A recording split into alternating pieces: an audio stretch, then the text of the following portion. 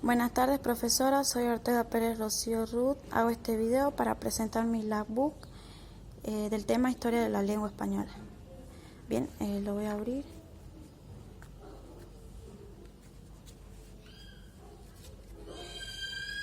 Bien, la lengua española, su origen, cómo ha ido evolucionando. Nuestra lengua deriva del latín vulgar, que se hablaba en el antiguo Imperio Romano en el siglo III a.C. Esta expresión latín vulgar no significa vulgaridad, sino que era hablado por el pueblo, por el vulgo, por obreros, magistrados, comerciantes, soldados, etc. Bien, vamos a ir al inicio de todo esto. Todo comenzó en la península ibérica, que actualmente es España, en la época prerromana. Antes de la invasión romana del siglo III a.C., la península ibérica estaba habitada por varios pueblos íberos, celtas, vascuenses, fenicios, griegos, cartagineses.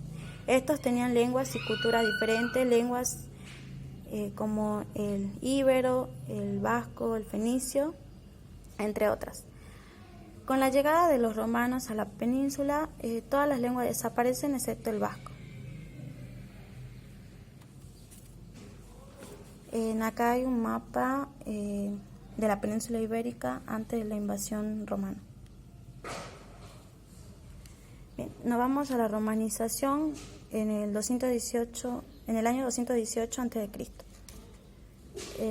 Los romanos conquistaron la península ibérica plantando su lengua natal, el latín. Acá Hispania adquiere la cultura, legislatura, la lengua, la religión y las formas de organización romanas.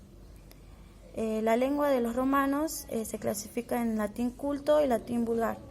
El latín culto es el latín literario utilizado por los escritores, filósofos, los clérigos, y el latín vulgar era el latín hablado utilizado por los comerciantes, agricultores y el pueblo en general. Este presenta rasgos diferentes según las zonas, el latín hablado por los primeros pobladores.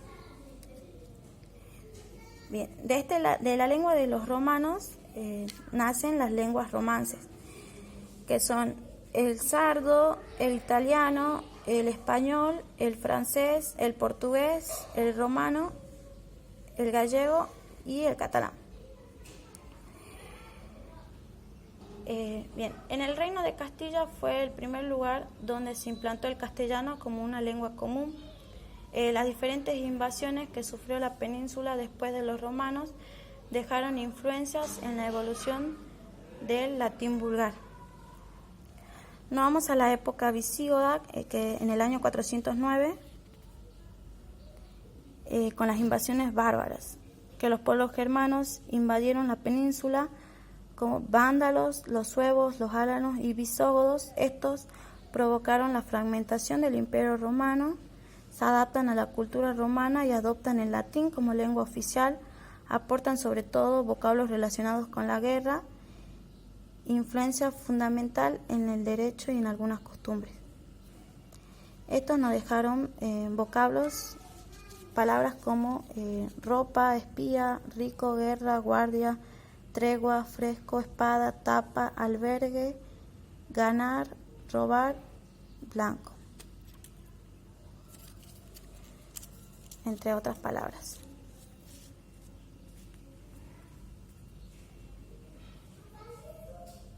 Bien, nos vamos a la invasión de los árabes en el año 711. Los árabes permanecen en la península casi 8 siglos, proceso que tuvo alternativamente momentos de paz y momentos de guerra, enfrentamiento entre dos culturas, la cristiana y la musulmana, que supuso un rico intercambio de conocimiento entre las dos culturas. Su larga presencia dejó su influencia especialmente en el léxico, incorporando las lenguas mozárabes, que son la lengua romance de los hispano-romanos que vivían en las zonas denominadas por los árabes, dejándonos así más de 4.000 vocablos. Algunas de ellas las voy a mencionar. Palabras como zanahoria, algodón, alcohol, azúcar, albañil, almohada, jarabe, cifra, albañil, aceite, berenjena, azulejo, alfombra, etc.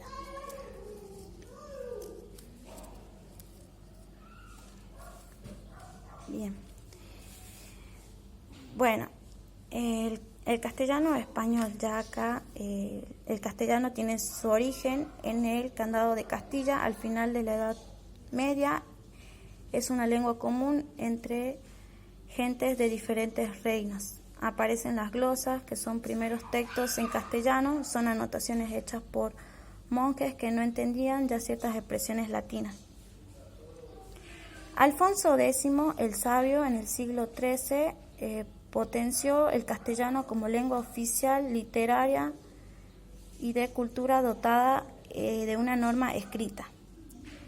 Los reyes católicos, como Isabel I de Castilla y Fernando II de Aragón, se unen y consiguen expulsar a los árabes. En 1492 es la fecha inicial de la consolidación del español. Con el descubrimiento de América se expande el castellano por el mundo. Acá sucede la primera gramática de la lengua española, escrita por Antonio de Nebrija. En el siglo XVI y el siglo XVII el castellano alcanza prestigio internacional, periodo conocido como el siglo de oro de la literatura española. Y bueno, acá tenemos la obra en el siglo XII, el poema del Mio Cid. Ya en el siglo XII España ya tiene su propia lengua literaria emancipada del latín, cuyo primer monumento literario conservado es el poema del Mio Cid. El Cántar de Mio Cid es importante por su gran relevancia del personaje por la literatura. Es el primer poema largo de 3.735 versos en castellano y es uno de los primeros textos literarios del castellano. En el siglo XVIII, fundación de la Real Academia Española, se publica una ortografía, una gramática y el diccionario de autoridades. Bien. El castellano, el español en Argentina. La lengua que hablamos es el español o castellano que trajeron a América los descubridores y conquistadores. En Argentina, el habla español forma parte de una gran comunidad cultural y lingüística que relaciona a España con la Hispanoamérica. Es evidente que personas de zonas diferentes de Argentina no hablan de la misma manera y que existen características particulares en cada región. No obstante, estos hechos no restringen la comprensión entre los hablantes a causa de una estructura funcional y expresiva común que no solamente une a Argentina, sino a todo el mundo hispanohablante. Aunque en este caso no se puede designar el idioma como uniforme, el español incluye, sin embargo, las modificaciones que dio origen en la extensión diatópica, la variación diastrática, la evolución diacrónica y las diferencias diafásicas. Y así se convierte en nuestra lengua, el español, en una de las lenguas más importantes del mundo.